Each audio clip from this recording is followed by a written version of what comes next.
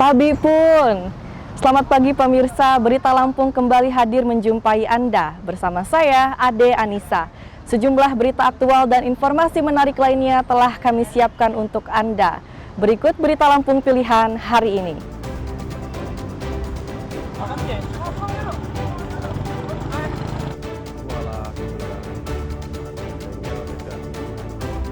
Akibat korsleting listrik, toko sepeda di Lampung Timur ludes kebakaran.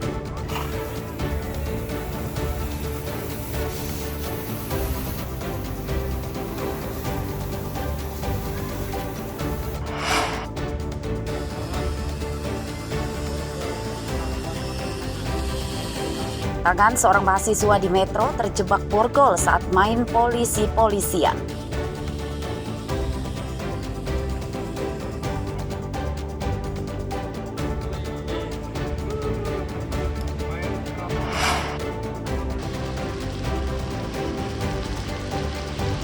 Warga Dente Teladas tulang pawang hidup dengan jalan tanah dan berlumpur.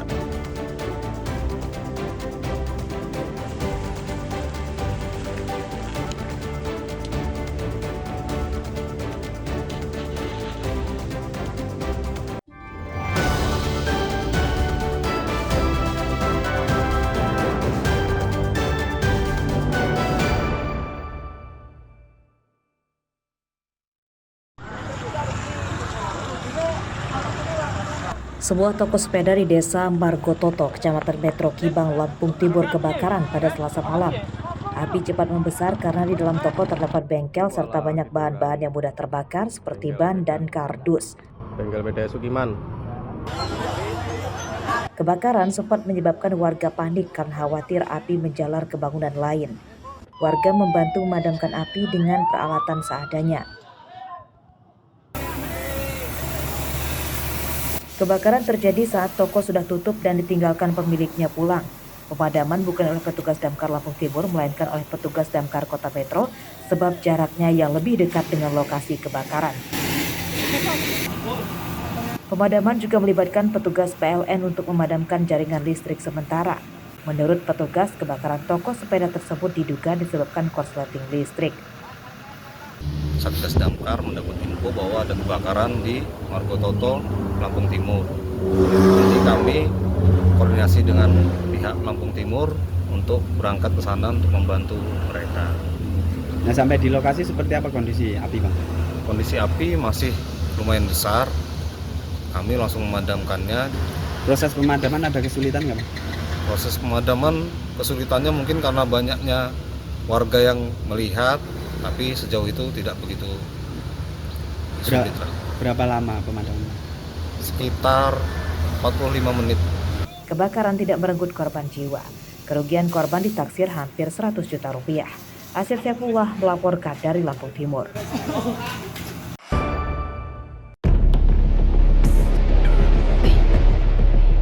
Dua sopir truk terlibat adu jotos di lingkungan salah satu SPBU di Kecamatan Karya Penggawa, Pesisir Barat.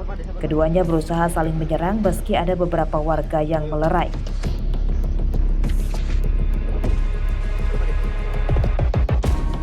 Perkelahian tersebut direkam oleh warga dan diunggah di media sosial. Dalam rekaman video terlihat perkelahian terhenti setelah banyak warga yang melerainya. Menurut petugas SPBU, perkelahian dua sopir itu dipicu masalah berebut antrian saat mereka akan mengisi bahan bakar kendaraannya. Keduanya merupakan sopir truk di Pesisir Barat. Menurut informasi warga, kedua sopir truk yang berkelahi tersebut akhirnya berdamai setelah tidak lama mereka berkelahi di SPBU. Pesan penting saat antri BBM adalah selalu tertib, sabar, dan mematuhi aturan di SPBU. Jika tidak mencegahnya, bahkan bisa merugikan diri sendiri dan orang lain. Ya, jadi itu kan ada satu sopir tronton, mobil tronton mau isi. Nah, itu pas mengisi itu operator itu masih nanyain lah kelengkapan barcode segala macam itu kan. Nah, tahu-tahu ada sopir satu lagi buat tronton juga datang, nggak tahu kayak mana ceritanya, itu emang udah emosi dan nunjuk lah sopir satunya. Kalau ada masalah di luar pakai mana, jadi satunya itu emosi lah, jadi ada berantem. Nah, langsung terjadi pas perkelahian itu operator kami ini berusaha ngelerai sampai itu ada edisi itu jatuh. Itu juga tadi kan ya jelas di situ rame kan, udah yang satu itu tadi udah dipukul, udah itu udah dikepung sampai itu baru datang yang misahinnya. Semestinya kan pas baru tengkar itu kan semestinya harus sudah ada yang misahin gitu. Tadi udah satunya itu udah babak belur dulu baru datang yang misahin. Semoga tidak terjadi lagi, Bu, ya. Semoga tidak terjadi lagi seperti itu. Soalnya yang nonton karena dia itu kan ya mungkin itu ada yang ngerekam, ada yang videoin di Instagram. Ya jadinya kan viral. Ya namanya sekarang kan banyak apa-apa dikit diviralin. Nah, nanti yang nonton juga kan bukannya orang tua, itu anak-anak gitu ya. Satunya nanti kan nama baiknya di POM itu juga kan ya tercemar lah. Kejadian serupa juga pernah terjadi di salah satu SPBU di Raja Basa di Bandar Lampung pada Februari 2025 lalu. Dua pengemudi berkelahi saat berusaha saling serobot antrian mengisi BBM di SPBU. Satu orang terluka akibat ditikam senjata tajam dan satu lagi masuk penjara. Rosandi melaporkan dari pesisir barat.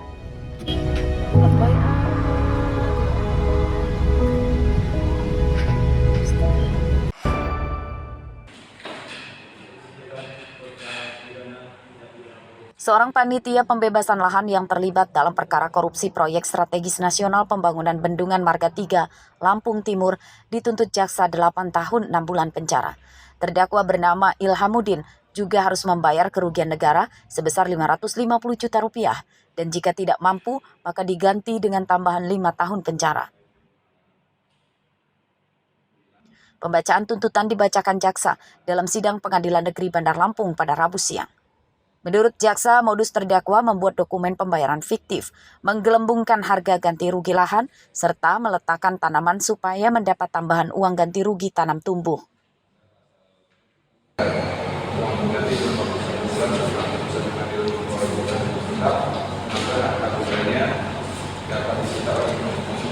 Oleh jaksa dan kemudian di dalam nanti dalam terdakwa tidak menyatakan nilai itu untuk membayar uang ganti maka terdakwa dijatuhi pidana penjara bagi selama 5 tahun. Kalau dilihat dari vonis apa tuntutan itu 8 tahun, apa itu 6 bulan sama seperti yang kemarin karena mereka ngomong satu paket ya. Ada kemungkinan nanti kita ke pembelaan untuk pengurangan ini, untuk keringanan. Ya, karena memang si terdakwa sudah mengakui kesalahan. Korupsi proyek pembangunan Bendungan Marga 3 Lampung Timur menyeret 6 orang yang telah ditangkap. Mereka terlibat korupsi ganti rugi lahan dan tanam tumbuh yang merugikan negara hingga 43 miliar rupiah. Saat baru ditangkap oleh Polda Lampung pada November 2024, polisi menyita barang bukti uang tunai 10 miliar rupiah. Arsadi Saputra melaporkan dari Bandar Lampung.